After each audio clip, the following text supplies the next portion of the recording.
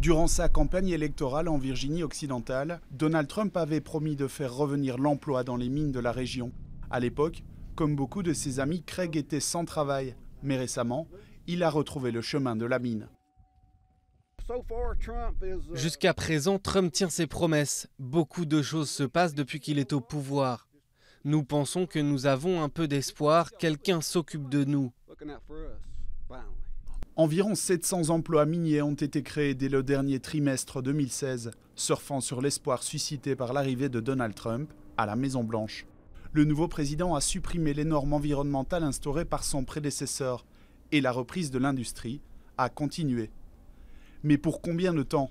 Avec la concurrence du gaz naturel et d'autres sources d'énergie, le marché du charbon se réduit. Il ne représente plus que 30% de la production d'énergie aux États-Unis, 2 fois moins que dans les années 1950. Les chances d'un retour de l'industrie sont minces, voire nulles. Elle pourrait revivre un peu, mais les jours où la Virginie occidentale exploitait plus de 120 millions de tonnes de charbon sont à peu près terminés. Quelques centaines d'emplois créés en 6 mois, mais des dizaines de milliers perdus en un siècle. En 1940, 130 000 personnes travaillaient dans les mines de Virginie occidentale.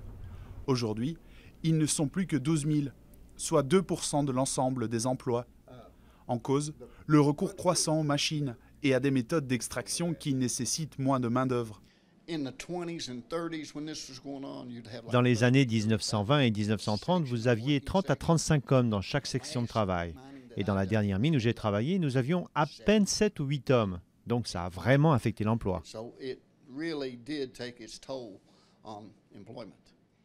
La Virginie occidentale reste le second plus gros producteur de charbon des États-Unis, mais c'est aussi l'un des États les plus pauvres.